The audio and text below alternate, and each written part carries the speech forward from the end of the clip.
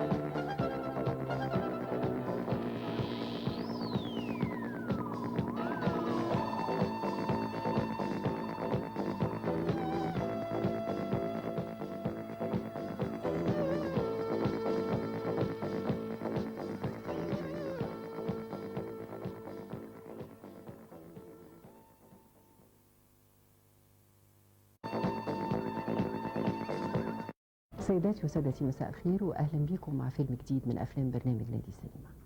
فيلم الليله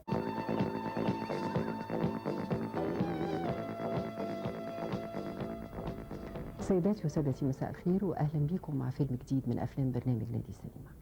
فيلم الليله من الافلام المشهوره جدا في تاريخ الافلام الموسيقيه الاستعراضيه في تاريخ السينما العالميه. الفيلم بعنوان ساتردي نايت فيفر، بمعنى حمى ليلة السبت. الفيلم إنتاج أمريكي سنة 1977، قام بإخراجه المخرج الأمريكي جون بادهم، ويقوم بدور البطولة فيه، وكان ده ثالث أفلامه في السينما، النجم الكبير حاليا الممثل الراقص الاستعراضي سابقا جون ترافولتا. هذا الفيلم كان يحكي عن قصة هذا الشاب الذي ينتمي إلى أحد أحياء مدينة نيويورك، والذي كان كل حياته تتمركز حول نقطة معينة، هي الرقص في ليلة السبت، حيث هناك ملهى ليلي صغير في هذه المدينة، وكان يؤم الشباب في هذه الفترة، وكان هو يقوم بهذه الأعمال الاستعراضية الموسيقية الراقصة في ليلة السبت من كل أسبوع. اعتمد هذا الفيلم على مادة صحفية تم نشرها في جريدة في نيويورك في هذه الفترة. جمعت هذه المادة الصحفية كي تكون أصلا لقصة قصيرة هي الأصل في فيلم الليلة. وقام مجموعة من الموسيقيين 3 بأداء الأعمال الموسيقية أيضا في هذا الفيلم. عندما نجح الفيلم سنة 1983، يعني بعد عدة سنوات من 77 ل 83، تم إنتاج الفيلم مرة أخرى، أو يعني فيلم على منواله سنة 1983، وقام بإخراجه ممثل أيضا هو سيلفستر ستالوني، واستعان بجون ترافولتا في أداء دور البطولة في الفيلم الجديد الذي كان بعنوان Staying Alive. هذا الفيلم الأول، فيلم حمى ليلة السبت، كان نجاحه أكبر من الفيلم الثاني بكثير.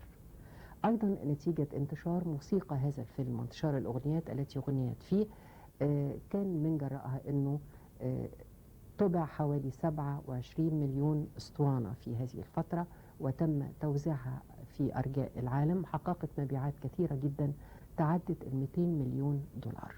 يعني كان هذا النجاح نجاح كبير جدا لهذا الفيلم، وأيضا نجاح للفنان الاستعراضي جون ترافولتا الذي كان اكتشاف في هذه الفترة في ثالث فيلم من أفلامه السينمائية.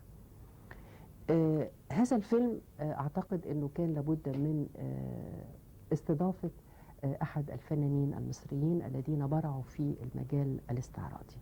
ضيف حلقة اليوم هو المخرج التلفزيوني الأستاذ محمد عبد النبي الذي برع في هذا المجال، ونحن نذكر له كثيرا يعني إبداعاته الاستعراضية مع الفنانة الكبيرة نيلي، مع فوازير رمضان في كثير من السنوات الماضية. أهلا بيك أستاذ محمد. الحقيقة واحنا بنقدم فيلم شبيه لهذا الفيلم أو يعني فيلم استعراضي، لابد أن نقول ماذا يعني الاستعراض بالنسبة للمخرج؟ هو المخرج الاستعراضي عموما يعني بيبقى بيركز في الأعمال الاستعراضية أكثر من أنه بيركز في أعمال أخرى. فدايما لما بيتفرج على فيلم زي فيلم الليلة أو حتى بيشوف فيلم عادي والفيلم فيه استعراض صغير، بيبقى مهتم جدا ومستمتع جدا بمشاهدة الاستعراض، ويبدأ يبص في زوايا ويشوف زوايا أو يركز على زوايا غيره وغير أي مشاهد آخر أو أي مخرج آخر بيتفرج على الفيلم. فبيبقى اهتماماته طول الوقت إن هو يتفرج على أعمال استعراضية، إنه يسمع مزيكا، إنه يهتم بالرقصات العالمية، لأن العالم كله له رقصاته وله اهتماماته. فبيبدأ على الأقل لازم يبقى عنده خلفية عن الأعمال اللي هي بتهم الاستعراض. يعني أنا على سبيل المثال لما بلاقي في مجلة تسريحة شكلها مختلف بقصها بحيث أبقى أستخدمها فيما بعد، بلاقي ملابس مختلفة بقص الملابس دي عشان لما أقعد مع مصممة الملابس أو ديكور في مجلة أو في كتالوج، علشان نبقى لما نقعد نتناقش في حاجات تبقى دي دليل لينا او ايحاءات لينا. بدل ما بقعد اوصف له نعمل ايه ونسوي ايه، بقول له ايه رايك في شكل الديكور ده، ممكن نوظفه فين او نستخدمه فين. فهنا المخرج الاستعراضي طول الوقت ذهنه مشحون جدا بانه يهتم بما هو استعراض، ونظره ايضا يعني الفيلم الليله اللي هنشوفه ان شاء الله، المخرج من اول ثانيه بدأ بزوايا مختلفة جدا عن زوايا أي مخرج آخر. حتى في الدراما وهو في الحوار اللي بيدور تلاقي نقلاته وقطعاته كلها تتسم بالطابع التشكيلي أو بالزاوية اللي هي بيسموها اللو أنجل أو الزاوية اللي الكاميرا من تحت والبطل وهو ماشي مايل، ونقلاته وقطعاته. حتى المونتير اللي عمل المونتاج مهتم جدا بالإيقاع، يعني مش إيقاع على مزيكا بس، تكاد يكون الحركة في الشارع أو الحركة في الحوار كأن فيها إيقاع، فيها نفس، زي حركة القلب، إمتى يقطع، إمتى يتأخر، إمتى يقدم، إمتى وهو البطل وهو بينتقل من مكان إلى مكان بينتقل بطريقة غير الطريقة اللي بيعملها المخرج العادي في نقلاته. بيقول له أنا هطلع الأوضة اللي فوق، فبيفتح الباب بلاقيه بيفتح الباب الثاني اللي فوق. فكل هنا الإيقاع إيقاع مخرج استعراض. حتى في المشاهد اللي ما فيهاش استعراض فيها إحساس بأنه هو بيصور استعراض.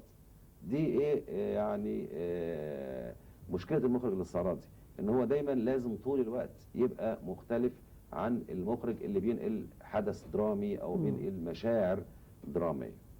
كيف يمكن لك كمخرج أن تلتقط فنان استعراضي؟ كيف يمكن أن تكتشفه؟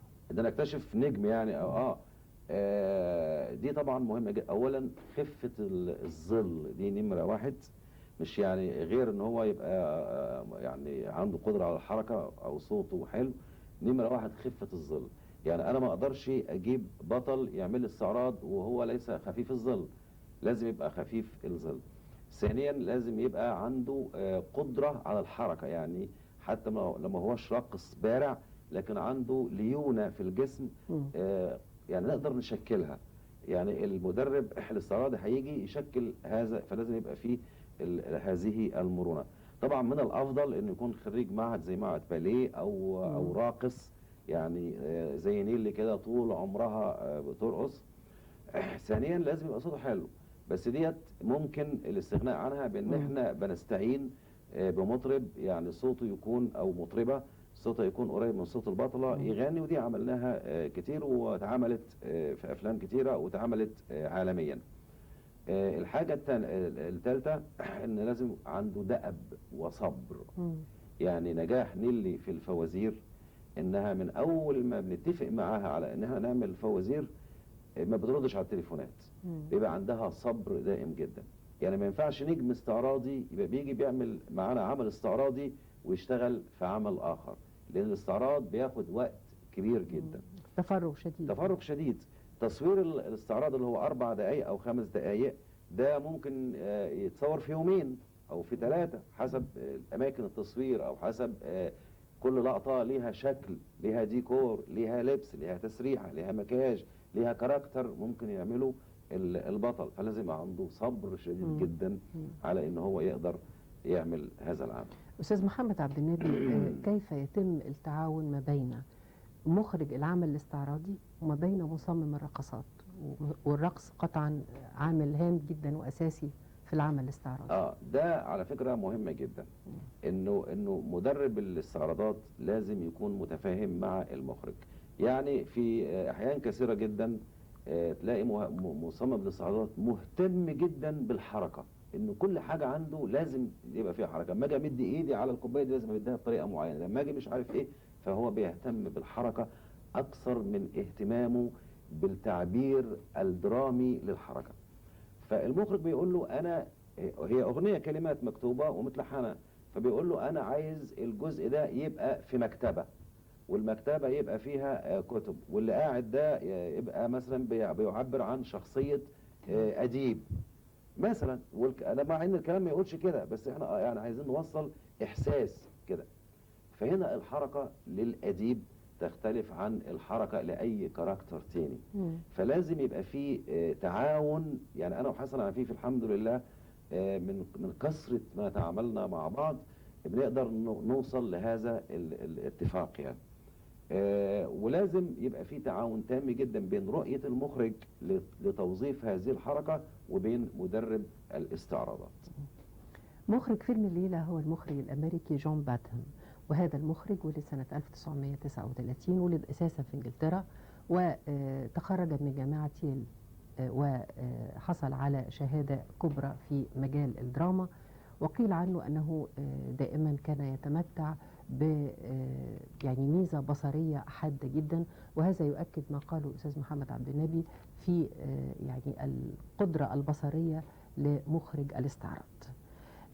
في فيلم الليلة في ممثلة جميلة صغيرة في هذا الوقت، وهي الممثلة كارين لين كورني، وهي من مواليد سنة 1945، وهذا الفيلم تم إنتاجه سنة 1977، ويعني انتشرت بعد كده في السينما، ولكن ليس بقدرتها التمثيلية والاستعراضية. أما البطل الحقيقي في فيلم الليلة فهو جون ترافولتا في ثالث أفلامه، وهو كما نعلم مواليد سنة 1954. برع في مجال الاستعراض تماما، وقدم كثير من الأفلام في هذا المجال، وإن اتجه في السنوات الأخيرة إلى أن يكون ممثلا فقط، وما زال يعمل حتى الآن. سنة 2005 عنده فيلم اسمه بي كول. قبله قدم سنة 2004 فيلم اسمه أغنية حب لبوني لونج. عنده أيضا عدد كبير من الأفلام في السنوات الأخيرة، إضافة إلى الأفلام اللي قدمناها له أيضا في نادي سينما في مرات متعددة. سؤال أيضا للأستاذ محمد عبد النبي، المخرج التلفزيوني الذي برع في مجال الاستعراض. أين التلفزيون الآن؟ أين الإنتاج التلفزيوني في مجال الاستعراض؟ وأيضا أين الإنتاج السينمائي المصري في مجال الاستعراض؟ يعني لما حدث هذا التراجع؟ هو أنا طبعا في كل لقاء أو في كل قعدة مع يعني أي من المسؤولين دايما بأطالب بأن احنا نعيد العمل الاستعراضي للتلفزيون، وبقول ان الدراما واخدة حقها تالت ومتلت زي ما بيقولوا، وبتصرف عليها كتير جدا. ان احنا لو اختصرنا، يعني السنة اللي فاتت انتجنا حوالي 40 مسلسل، لو احنا انتجنا 35 مسلسل، والخمس مسلسلات دول انتجنا بيها اللي هي الاعمال اللايتس الخفيفة كده، اللي بتبقى مرتبطه بعمل استعراضي او كوميديا، مش شرط تبقى فوازير، يعني مسلسل كوميدي ويبقى فيه استعراضات، خاصه ان احنا عندنا في مصر هنا اماكن طبيعيه جميله جدا من الممكن التصوير فيها. ممكن التصوير فيها، وعندنا مؤلفين، وعندنا موسيقيين على اعلى مستوى، وعندنا مطربين ومطربات، وفي شباب كتير جدا من الخريجين عندنا دلوقتي، فنانين قادرين جدا على اداء الاستعراضي، بدليل ان كل فيلم بيتعمل بيتحط فيه اغنيه او استعراض، بس بيبقى استعراض على خفيف، لكن عمل استعراضي كبير جدا من اوله الى اخره ده مختفي مع ان السينما بدات في مصر مع بدايتها في العالم. واول ما بدات في مصر كان في افلام استعراضيه، طبعا كلنا عارفينها الافلام القديمه، افلام على اعلى مستوى من الاستعراض. فانا بس يعني بأتمنى ان احنا نرجع تاني فعلا ونعيد هذا الاستعراض، وما كانش فيه غير الفوازير بس، هو المسلسل او نسميها حتى البرنامج الوحيد الاستعراضي اللي بيقدم على مدى عام، بيقدم في التلفزيون. ما كانش حد بيسعى، وخاصة ان يمكن قلة المخرجين المتخصصين في الاستعراض، لكن المفروض برضه يطلع جيل جديد زي ما طلع في الدراما والى اخره، وفي برضه من الشبان الجداد ناس كويسه جدا لتقديم عمل الاستعراض. فانا يعني بدعو التلفزيون المصري الى العوده لانتاج مثل هذه النوعيه، وكمان منتجي السينما برضو اتمنى يعني ان الجرأة، لان طبعا ده مكلف، ان الجرأة تاخدهم لانتاج اعمال استعراضية، وان شاء الله انا اتمنى احنا هتحقق نجاح زي ما حققته الافلام الكوميدي اللي هي الموجودة الفترة اللي احنا فيها دي دلوقتي، فنجرب ونشوف. فاعتقد وخاصة كمان الموضوعات الرومانسية دي بقى فيها مساحات كبيرة جدا للأعمال الاستعراضية، لما اتعمل فيلم أو فيلمين رومانسيين في الفترة اللي فاتت حققوا فعلا دخل كويس جدا وكان لهم جمهورهم. فبقول لهم يعني اتكلوا على الله، وإن شاء الله ربنا هيوفقكم علشان ننهض بهذه النوعية من الأعمال اللي قربت تنقرض. نرجو هذا يا أستاذ محمد. سيداتي وسادتي، مع بعض نشاهد فيلم الليلة، فيلم ساتردي نايت فيفر، بمعنى حمى ليلة السبت.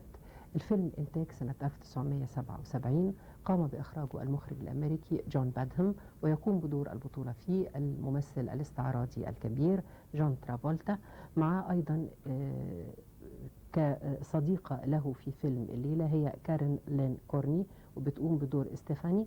معاهم أيضا ممثلة ثالثة هي دونا بيسكو، بتقوم بدور أنات. معاهم في دور الأخ هو سام كوبولا.